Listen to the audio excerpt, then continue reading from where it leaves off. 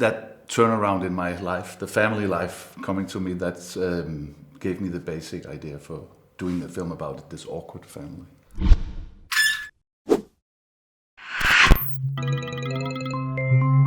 So how did you come up with the theme of Men&Chicken?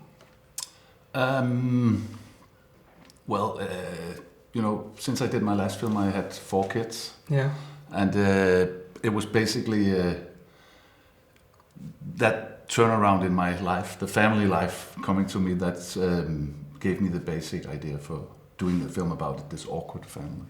Well, it's a really, really awkward family which has to reproduce itself by, not the natural way, but they use victims, they have to kill women and get in touch with the animal back together. Will there ever be any female antiheroes in your movies, or are they all gonna be slaughtered? Well, I get that question all the time. I don't know why it is, but I tend to, when I write for other directors, I work with a lot of female directors as a writer, and I think I sort of, I get it out there, the female part of me. But whenever I do something myself, as a director, I don't know why, but it ends up with very few female characters, and so I also like the male environment. Yeah. I mean, that's yeah. So as a screenwriter, most of the time you're writing drama stuff and drama screenwrites. Why do you always choose these black comedies for your own movies? Because it's more.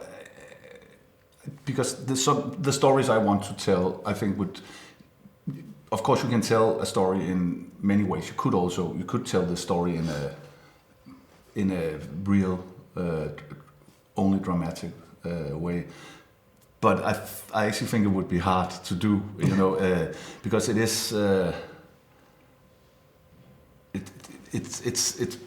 Obviously it's a fantastic story that's beyond realism, and then you need, I think, the black humor and the darkness just comes. It goes well with the oddness of the story. Yeah, but I got the feeling that it's really weird and fictional, but there's also a lot of philosophical and political themes in it, and I got the idea it's more than in your last movies. Do you agree? Yeah, perhaps. Yeah, it's. You can also say it's more all over the place, this film, where it's, but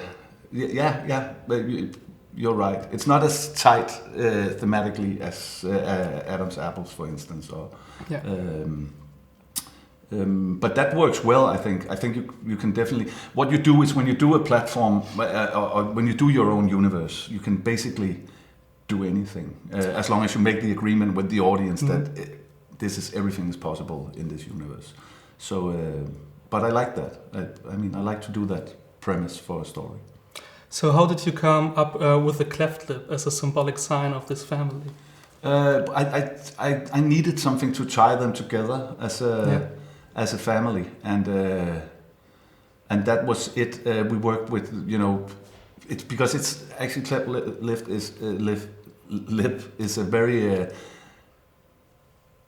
I don't know how you felt, but when you see it, you see it for the first 2 minutes, then you actually don't notice it anymore. But it's there. Yeah. But if you had given, if you had given them another, you could have done what do I know, given them glasses or another feature that they had in common. But it would be much more disturbing on screen than the cleft lip.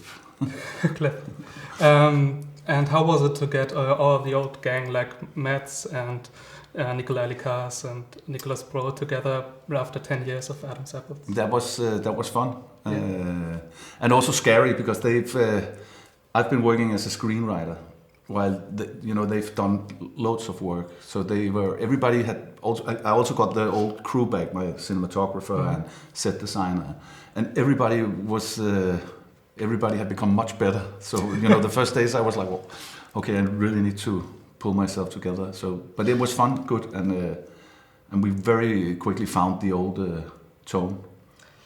So when you brought Flickering Lights up at 2002, you said you were quite bored of the dogma movement and the way they made their movies. So now it's 20 years since the Dogma Manifest, and what would you say now? Did it fail, or what was the...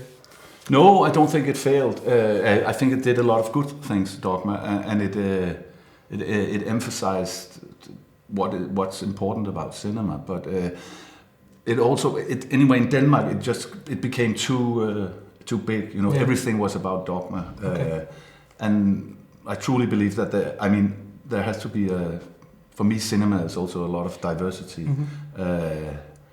And of course, when a thing like Dogma comes along in such a small country as Denmark, everybody wanted to do Dogma films.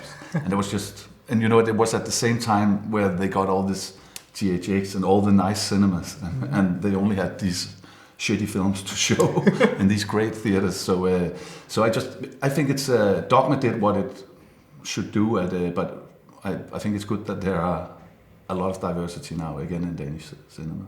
Okay. I think we're done. Yeah. Thank you. Thanks a lot. Thank you.